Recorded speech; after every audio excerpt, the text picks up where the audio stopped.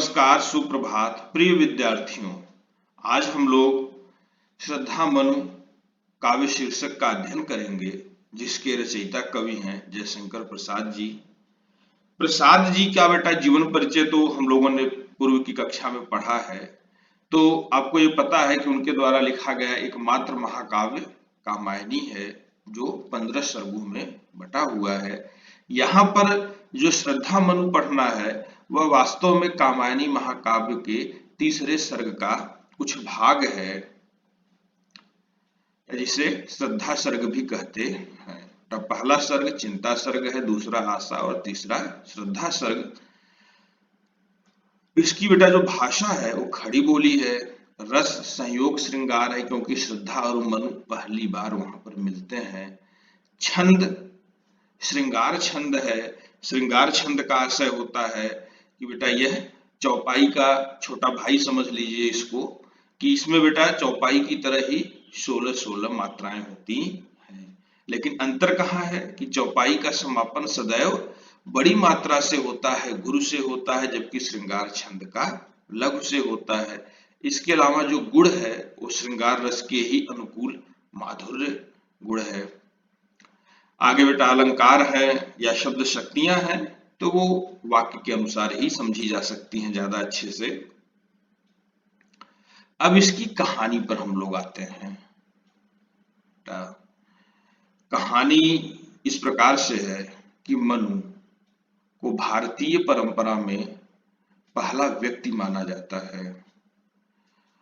आगे चल करके हमें मनुष्य या मानव कहा जाता है, तो ये किस लिए कहा जाता है? क्योंकि हम मनु की संतानें हैं। मनु का यानी मनुष्य, मानव बेटा जैसे रघु से राघव है, ठीक है, यदु से यादव है, उसी प्रकार से मनु से मानव है। यानी मनु की संतानें क्या कहलाई? मानव कहलाई। हम आप उन्हीं मनु की संतान हैं। तो इस पूरी कहानी को समझते हैं कि ऐसा क्या हुआ कि इस पृथ्वी पर एक ही मानव बचा। कहते हैं कि कहानी पुराणों में भी मिलती है और उपनिषदों में। उपनिषदों और पुराणों की कहानी में थोड़ा अंतर है। हम पहले पुराणों की कहानी समझते, क्योंकि पुराणों वाली कहानी आप लोगों ने शायद सुनी हो। भगवान विष्णु का दूसरा अवतार, जिसे मत्स्य अवतार कहते हैं, उसके विषय में आप लोग जानते हैं कि भगवान एक छोटी सी मछली के रूप में महाराज मनु को मिले। महाराज मनु ने उन्हें अपने कमंडल में रख लिया, लेकिन दिन प्रतिदिन वह मछली बहुत तेजी से बढ़ती गई। स्थिति ये आ गई कि फिर उस मछली को ले जाकर समुद्र में छोड़ना पड़ा। समुद्र में जाते हुए उस मछली ने भगवान विष्णु का रूप ग्रहण किया और उसने कहा कि हे मनु, एक दिन ये पृथ्वी जलमग्न हो जाएगी, इतनी वर्षा होगी कि पूरी की पूरी पृथ्वी डूब जाएगी। तुम एक नौका तैयार रखना, जिसमें सभी प्रकार के जीवों, वृक्षों आदि के एक एक नमूने अपने पास रखना। मैं तुम्हें हिमालय पर लगा दूंगी और जब जल उतर जाएगा तो तुम उन सारी चीजों को हिमालय से ला करके फिर इस पृथ्वी पर लगाना, इस पृथ्वी पर सृष्टि का निर्माण करना। तो बेटा ये तो पुराणों की कहानी है। उपनिषदों में अवतार का, भगवान विष्णु का जिक्र नहीं आता है।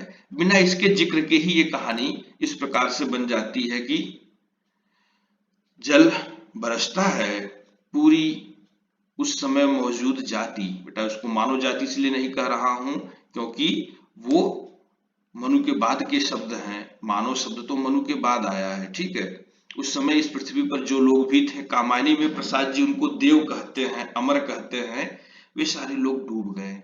उनकी वह सभ्यता संस्कृति जो अपने चरम पर थी, अपने उत्थान पर थी, वह डूब गई। मनु किसी प्रकार से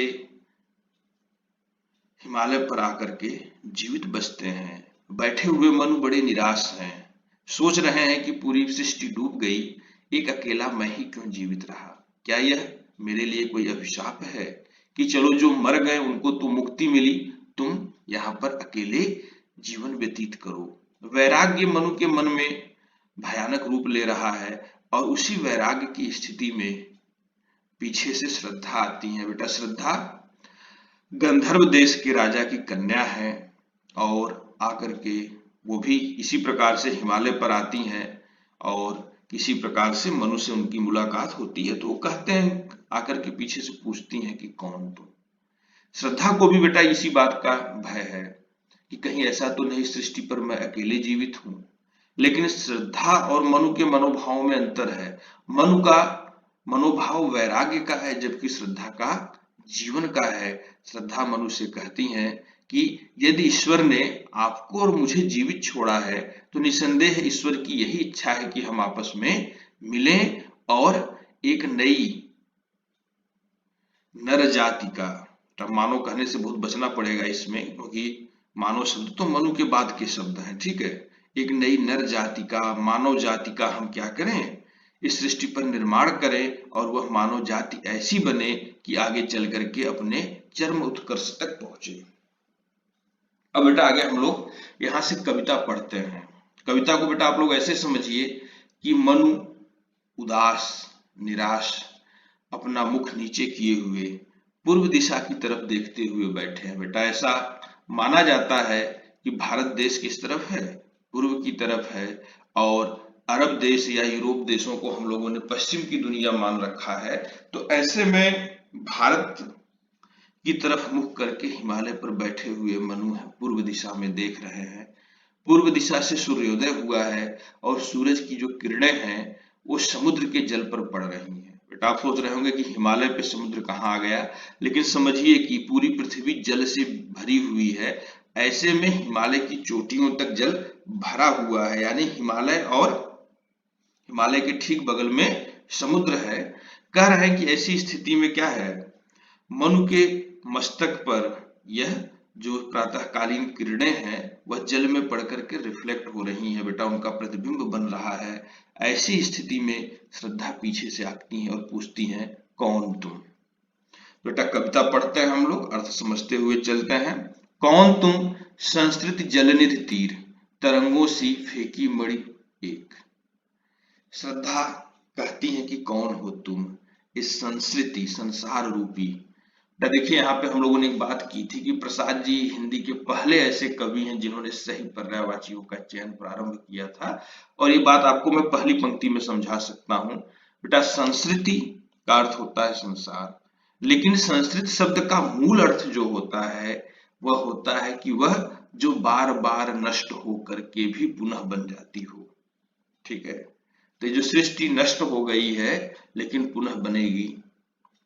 जलनिधि तीर करें, जो संसार क्या है, जलनिधि बन गया है, सागर बन गया है उसके किनारे।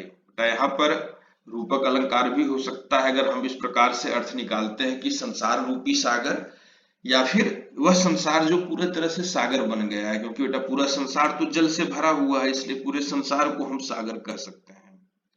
उसके किनारे तरंगों से फेंकी मणि एक, लहरों के द्वारा। बेटा जैसे समुद्र में ज्वार भाटा आता है तो कई बार समुद्र के अंदर की बहुत सी ऐसी राशियां, मोती आदि, मणि आदि क्या होते हैं, लहरों के माध्यम से किनारे लग जाते हैं। उसी प्रकार से कह रहे हैं कि ऐसा लग रहा है कि लहरों द्वारा फेंकी गई एक मणि के समान चमचमाते हुए तुम कौन हो। बेटा मनु चमक रहे हैं। क्यों चमक रहे हैं, क्योंकि जल की परछाई, सूरज की परछाई जल पर, और वह जल की परछाई कहाँ बन रही है, मनु के ऊपर बन रही है। मनु किसी मणि की तरह चमक रहे हैं। कर रहे निर्जन का चुपचाप, इस निर्जन का जहां कोई नहीं है वहां पर चुपचाप बैठे हो। प्रभा की धारा से अभिषेक, प्रातःकालीन सूर्य की किरणों की को जल की धारा पर जो पड़ रही हैं उनसे अपना अभिषेक करते हुए, बेटा उनको अपने मस्तक पर धारण करते हुए तुम कौन हो। अभिषेक करना बेटा, मस्तक पर धारण करना। मधुर विश्रांत और एकांत, करें बेटा जो मधुर है बहुत प्यारा लग रहा है, विश्रांत थका हुआ, एकांत जो एक पर ही समाप्त हो गया था। श्रद्धा कर रही थी मेरे लिए यह संसार क्या था, मधुर दिख रहा था मुझे, विश्रांत था, थका हुआ था। इतनी वर्षा के बाद ऐसा लग रहा है कि प्रकृति थक गई है, प्रकृति आराम कर रही है थोड़ा। और एकांत जो मुझ पर ही समाप्त हो गया था, जगत का सुलझा हुआ रहस्य। श्रद्धा करेंगे मुझे ये लग रहा था कि मैं क्यों जीवित हूं, लेकिन अब मेरे जीवित होने का जो रहस्य है वह सुलझ चुका है। बेटा इस पंक्ति में विरोधाभास अलंकार है। विरोधाभास अलंकार कब होता है? जब दो अलग अलग अर्थ देने वाले शब्द एक पंक्ति में आए, जिनको देखकर यह लगे कि ये आपस में विरोध कर रहे हैं, लेकिन बेटा विरोध होता नहीं है, सिर्फ विरोध का आभास होता है, वास्तव में विरोध नहीं होता है। जैसे बेटा सुलझा हुआ रहस्य, जो सुलझ गया वो रहस्य नहीं हो सकता है, और जो रहस्य है यानी वो सुलझा नहीं है, ठीक है। लेकिन यहाँ पर सुलझा हुआ रहस्य का आशय क्या है कि वह रहस्य मैं अब सुलझा चुकी हूं, मैं समझ गई हूं कि ईश्वर ने मुझे क्यों जीवित छोड़ा। मुझे इसलिए जीवित छोड़ा क्योंकि तुम्हें भी जीवित छोड़ रखा था, तो एक जीवन के लिए, एक मानव जाति के निर्माण के लिए उसने मुझे तुम्हारे साथ छोड़ रखा है।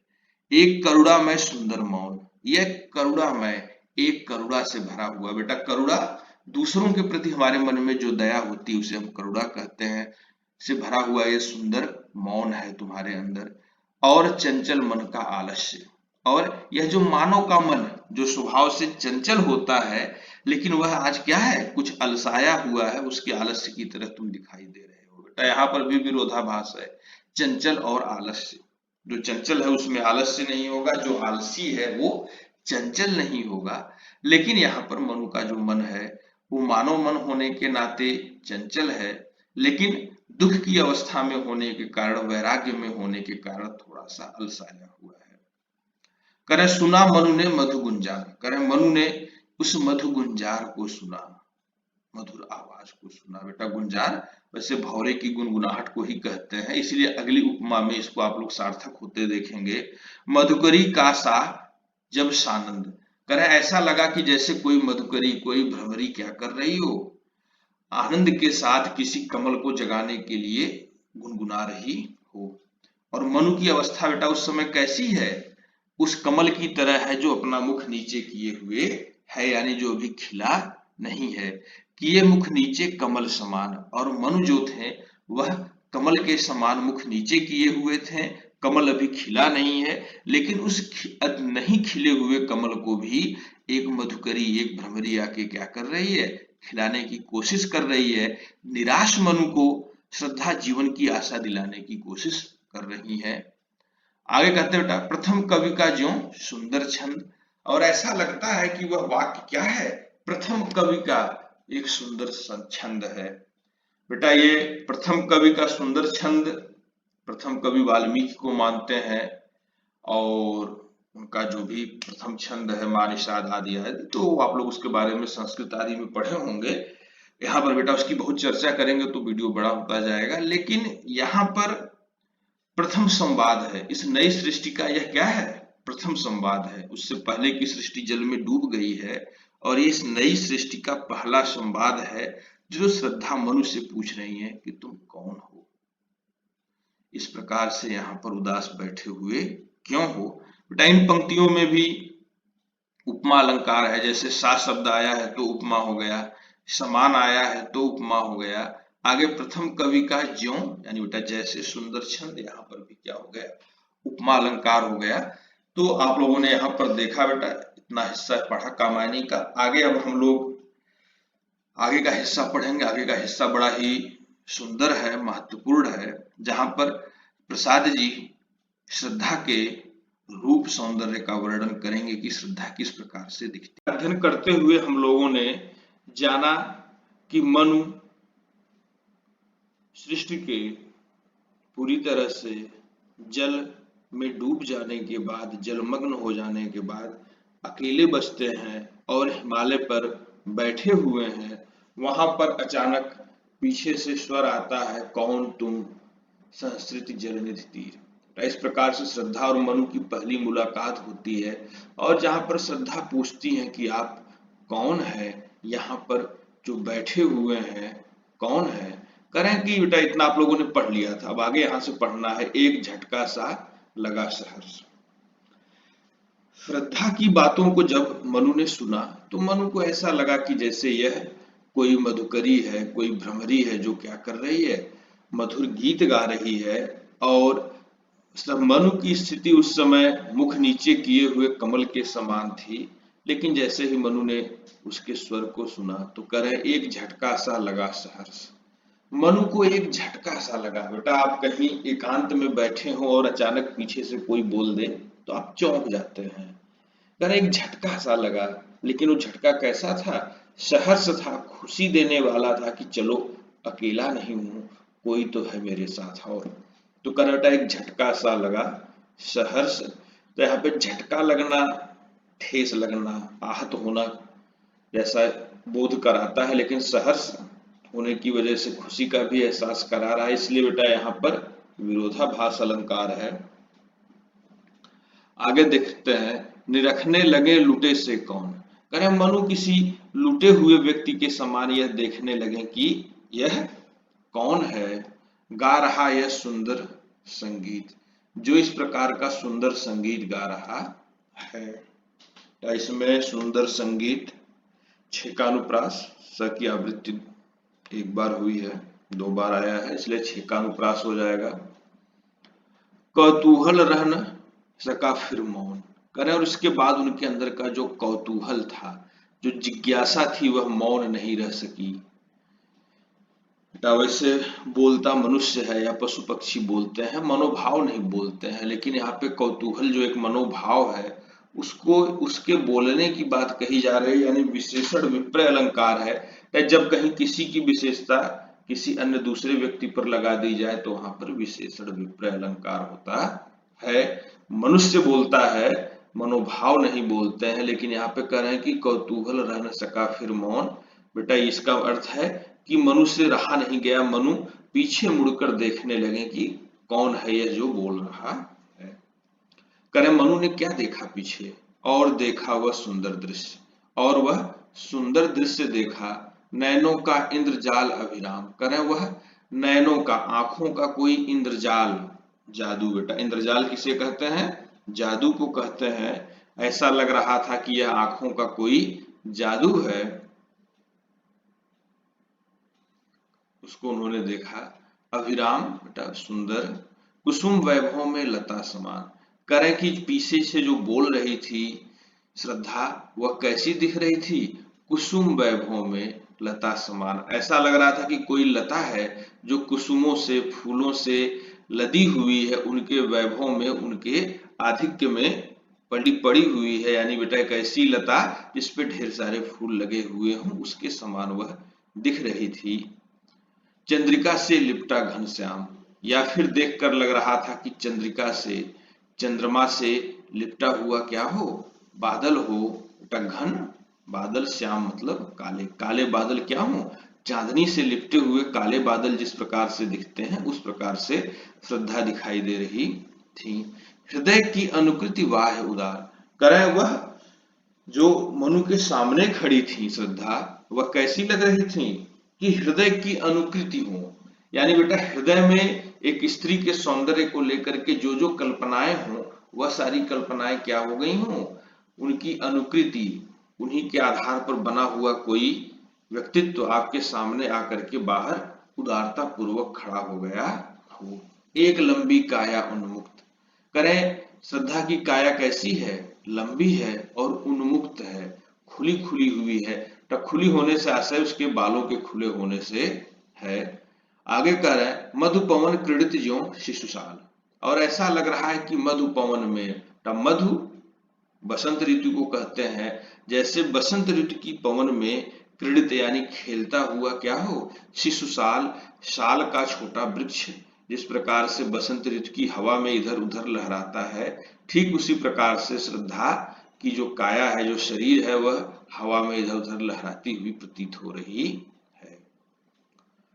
सुशोभित हो सौरभ संयुक्त। करें वह सुशोभित हो रहा है, बड़ी सुंदर लग रही है, और साथ ही क्या है? सौरभ संयुक्त है, उसमें सौरभ भी मिला हुआ है, एक सुगंध भी मिली हुई है। मसृण गांधार देश के नील, रोम वाले मेषों के चर्म। करें बेटा मसृण यानी चिकना, गांधार देश यानी बेटा यह गांधार देश है जिसको हम लोग आज अफगानिस्तान के नाम से जानते हैं, वह पौराणिक रूप में गांधार देश कहा जाता है। करें उस देश के जो नील रोम वाले, नीले रोम वाली क्या होती हैं? मेषें, भेड़े। बेटा मेष भेड़ को कहते हैं, उनके चमड़े से बना हुआ वस्त्र उसने पहन रखा था, श्रद्धा ने जो वस्त्र पहन रखा था वह कैसा था? चिकना था। गांधार देश में पाई जाने वाली जो नीले रंग की रोए वाली भेड़ें थी उनके चमड़े से बना हुआ था। ढक रहा था उसका वपुकांत, वह ढक रहा था किसको? उसके वपु यानी बेटा शरीर के कांति को, शोभा को, वह उसकी शरीर की शोभा को ढक रहा था। बन रहा था वह कोमल वर्म, बेटा वर्म कहते हैं कवच को। करे इस प्रकार से वह जो वस्त्र पहन रखा था श्रद्धा ने, जो नीले रंग की भेड़ों के चमड़े से बने हुए वस्त्र को पहन रखा था, वह कैसा था? उसके शरीर की कांति को ढक रहा था और देखकर ऐसा लग रहा था कि उसने एक कवच पहन रखा। बेटा सेना के लोग जब युद्ध में जाया करते थे पहले तो लोहे आदि के सख्त कवच पहन के जाते थे, लेकिन श्रद्धा कैसा कवच पहन के आई हुई है? कोमल वर्म, एक बहुत ही मुलायम सा वर्म यानी बेटा कवच पहनकर यहाँ पर आई हुई है। तो इस प्रकार से बेटा हम लोगों ने श्रद्धा मनु का अब तक का जो भाग पढ़ा, अब आगे हम लोग इसके आगे पढ़ेंगे। धन्यवाद। जय हिंद।